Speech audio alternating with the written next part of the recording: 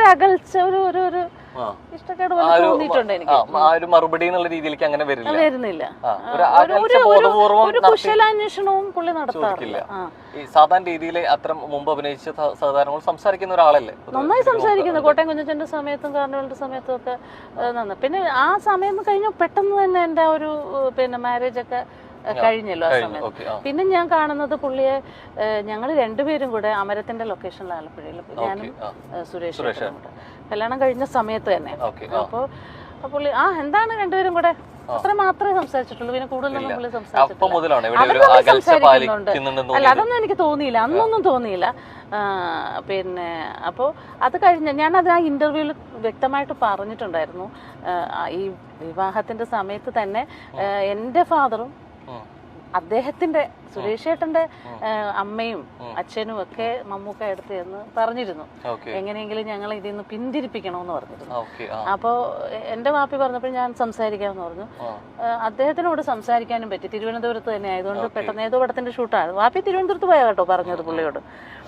അപ്പോൾ എന്നോട് സംസാരിക്കാനും പറ്റിയില്ല. പക്ഷെ അതൊക്കെ കൊണ്ടാണെന്നൊന്നും എനിക്ക് അറിയത്തില്ല സത്യത്തിൽ. എപ്പോഴെങ്കിലും പക്ഷെ അങ്ങനെ ഒന്നുണ്ടെങ്കിൽ ഏറ്റവും നല്ലത് ശരിക്കും മമ്മൂക്കയോട് തുറന്ന് സംസാരിക്കുന്നതായിരുന്നല്ലേ. അങ്ങനെ നമ്മൾ കാണുന്നില്ലല്ലോ, ഞങ്ങൾ സിനിമകളും ചെയ്യുന്നില്ല.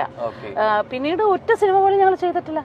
പിന്നെ ഞാൻ ചെയ്തത് 2020-ലാണ്. അന്ന് പുള്ളി എന്നോട് സംസാരിച്ചിട്ടില്ല. അന്ന് പുള്ളി നമ്മുടെ വീട്ടിൽ വരുന്ന ഒരു സീനാണ്, ഒരു വലിയ സീനാണ്.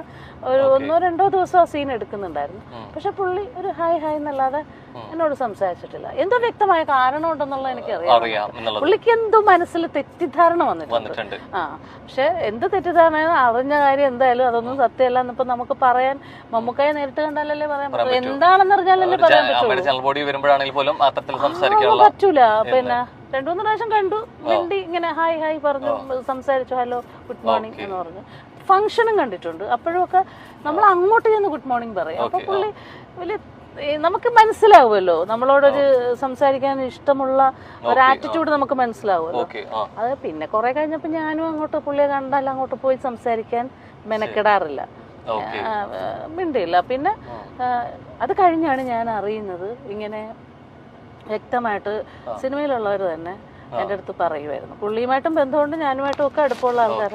എന്താണ് മമ്മൂക്ക ഇങ്ങനെ പടങ്ങളിൽ നിന്ന് മാറ്റി പറയുന്നുണ്ട് എന്ന് പറഞ്ഞു. അത് വ്യക്തമായിട്ട് പറഞ്ഞു കേട്ടോ, എന്നോട് പറഞ്ഞിട്ടുള്ളത്. പടങ്ങൾ സജസ്റ്റ് ചെയ്യുമ്പോൾ അത് വേണ്ട എന്ന് പറയുന്നുണ്ട് എന്ന് പറഞ്ഞു.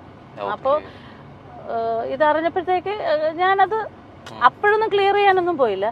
ജനറൽ ബോഡിക്ക് ഇന്നസെന്റ് ഏട്ടനെ കണ്ടപ്പോ ഇന്നസെന്റ് ഏട്ടനോട് ഞാൻ പറഞ്ഞു, ഇതൊക്കെ 10, 20, 15, 20 ആ സമയത്താണ്.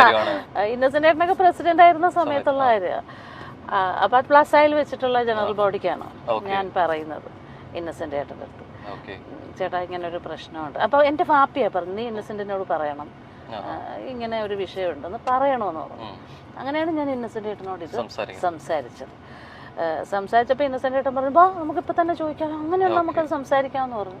ഞാൻ പറഞ്ഞു വേണ്ട, അതൊന്നും വേണ്ട ഇന്നസെന്റ് ഏട്ടാ. എനിക്കത് അപ്പൊ കേട്ടപ്പോ നല്ല സങ്കടം തോന്നിയെങ്കിലും പിന്നെ ഞാൻ വിചാരിച്ചു, ഞാനും അദ്ദേഹമൊക്കെ വിശ്വസിക്കുന്ന ഒരു പടച്ചവനുണ്ടല്ലോ. അപ്പൊ ആ പടച്ചവൻ എനിക്ക് വിധിച്ചത് ആര് വിചാരിച്ചാലും തടുക്കാൻ പറ്റത്തില്ല, എനിക്ക് കിട്ടും. അല്ലാത്തത് എനിക്ക് കിട്ടത്തില്ല, അത് ആര് വിചാരിച്ചാലും തരാനും പറ്റത്തില്ല. ആ വിശ്വാസത്തിലാണ് ഞാൻ എന്ന് പുള്ളിയോടൊന്ന് പറഞ്ഞേക്ക് എന്ന് ഞാൻ പറഞ്ഞു. അത് കഴിഞ്ഞ് ഞാൻ ഇന്നസെന്റ് ഏട്ടൻ്റെ അടുത്ത് ചോദിച്ചു, ചേട്ടാ പിന്നെ ഞങ്ങൾ കണ്ടപ്പോ ഞാനത് സംസാരിച്ചു കേട്ടോ. അപ്പൊ പുള്ളി പറഞ്ഞു, ഞാൻ അങ്ങനെയൊന്നും ചെയ്തിട്ടൊന്നുമില്ല, അങ്ങനെ ഒന്ന് പറഞ്ഞു പോയി എന്ന് പറഞ്ഞു. എന്തായാലും നമ്മള് ബീച്ചിന്റെ സൈഡിലൂടെയാണ് പോയിക്കൊണ്ടിരിക്കുന്നത്. ആലപ്പുഴ ബീച്ച് വന്നിട്ട് ബീച്ചിൽ കയറാതെ പറ്റില്ല അല്ലേ? നമുക്കൊന്ന് ബീച്ചിൽ പോയിരുന്നു. കേരളത്തിലെ ഏറ്റവും നല്ല ബീച്ചുകൾ ഒന്നാണ് ആലപ്പുഴയാണ്. പഴയകാല സിനിമകളിലൂടെ നമുക്ക് ഏറ്റവും പരിചിതയായ ഒരു നടിയാണ് ഉഷ. പഴയകാല സിനിമകളിലെല്ലാം തന്നെ സഹോദരിയായും അമ്മ കഥാപാത്രങ്ങളായും ചേച്ചിയായും അനിയത്തിയായും ഒക്കെ നിറഞ്ഞു നിന്ന നടി തന്നെയാണ് ഉഷ. ക്യാരക്ടർ റോളുകൾ ചെയ്ത നടിയെ നമ്മൾ ഒരിക്കലും മറക്കില്ല. ഇപ്പോൾ ഒരുപാട് മാറി. സിനിമയിൽ ഒരു വലിയ ഒരു സമയത്ത് നിന്ന നടി പിന്നീട് സിനിമയിൽ നിന്നും അകന്നു നിന്നിരുന്നു. പിന്നീട് കുറെ തുറന്നു പറച്ചിലുകളുമായിട്ടാണ് ഉഷ നമുക്ക് മുന്നിലേക്ക് എത്തിയത്.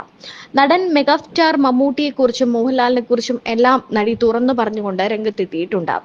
മെഗാസ്റ്റാർ മമ്മൂട്ടി തന്റെ അവസരങ്ങൾ ഇല്ലാതാക്കാൻ ശ്രമിച്ചു എന്ന് താൻ അറിഞ്ഞതായി പഴയകാല നടി ഉഷ പറയുന്നു. എന്നോട് ഫിക്സ് ചെയ്ത പടമാണ് നമ്മുടെ ഡയറക്ടർ മാർത്താണ്ഡൻ, ദൈവത്തിന്റെ സ്വന്തം ക്ലീറ്റസ്. അതിനകത്ത് ഒരു കഥാപാത്രം എന്നോട് പറഞ്ഞതനുസരിച്ച് ആ കഥാപാത്രം ഞാനല്ല ചെയ്തത്. അത് കണ്ടപ്പോ എനിക്ക് ഭയങ്കര വിഷമം തോന്നി. ഇല്ല, പറഞ്ഞിട്ടേ ഇല്ല. ഈ പടത്തിന്റെ ഡിസ്കഷൻ നടക്കുമ്പോ തൊട്ട് മാർത്താണ്ഡൻ എന്നോട് പറഞ്ഞിരുന്നു, ചേച്ചി ഈ സംഭവം ചേച്ചിക്ക് ഭയങ്കര ബ്രേക്ക് ആവും എന്നൊക്കെ പറഞ്ഞിരുന്നു. ഞാൻ ഭയങ്കരമായിട്ട് പ്രതീക്ഷയിൽ വന്നിട്ട് കിട്ടുന്ന നിരാശ ആ സമയത്തൊരു വിഷമം ഉണ്ടായിരുന്നു. പിന്നെ എനിക്ക് വിധിച്ചിട്ടില്ല എന്ന് വിചാരിക്കും. അതിനെപ്പറ്റി സംസാരിക്കുകയും ചെയ്തില്ല അദ്ദേഹത്തിനോട്. മാർത്താണ്ഡനോട് ഞാൻ സംസാരിച്ചു. മാർത്താണ്ഡനോട് ഞാൻ ചോദിച്ചു. അപ്പൊ അവൻ നിസ്സഹായനായിരുന്നു. മാർത്താണ്ഡൻ എന്നൊക്കെ പറഞ്ഞാൽ എന്റെ വീട്ടില് ഒരു കാലഘട്ടത്തില് നമ്മുടെ വീട്ടിൽ എന്റെ അനിയന്റെ കൂടെ അസിസ്റ്റന്റ് ഡയറക്ടർ ആയിരുന്നു. നിസാർക്കാട്, ഇവരൊക്കെ നിസാർക്കാട് അസിസ്റ്റൻസ് ആയിരുന്നു. അപ്പൊ മാർത്താണ്ഡൻ എനിക്ക് പിന്നെ ഒരു അനിയനെ പോലെയാ. അപ്പൊ ഞാൻ ചോദിച്ചിട്ടല്ല. ഞങ്ങൾ എറണാകുളത്തായിരുന്നു അപ്പൊ താമസിച്ചോണ്ടിരുന്നത്. ഞാനും ഹസ്ബൻഡും കമ്മനത്താ താമസിക്കുന്നത്, ഡിഡിയില്. അപ്പൊ ഞങ്ങൾ പുറത്തു പോകുന്ന സമയത്തൊക്കെ മിക്കവാറും കാണും മാർത്താണ്ഡൻ.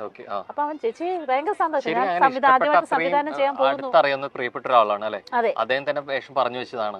പിന്നെ മാറ്റിയിട്ടുണ്ടെങ്കിൽ അത് അദ്ദേഹത്തിന് തന്റെ താല്പര്യക്കേട് കൊണ്ടായിരിക്കും, വേറെ മറ്റെന്തെങ്കിലും ആണെന്ന് അവന് ഇഷ്ടമുണ്ടോ. ഞാൻ ആദ്യത്തെ സിനിമയിൽ അഭിനയിക്കണം എന്നുള്ള ആഗ്രഹം കൊണ്ടാണല്ലോ അവൻ എന്നോട് പറയുന്നത്, മാർത്താണ്ഡൻ പറയുന്നത്. മാറ്റിയതിന്റെ കാരണം പറഞ്ഞില്ല. ചെയ്യാത്ത തെറ്റുകളുടെ പേരിൽ സിനിമയിൽ മാറ്റി നിർത്തലുകൾക്ക് വിധേയമായിട്ടുണ്ട്. ഉണ്ട്. എവിടേക്കോ പറയാൻ വന്നൊരു കാര്യത്തെ കൃത്യമായിട്ട് അതിനെ അതൊക്കെ ഇനി പറഞ്ഞിട്ട് കാര്യമില്ല.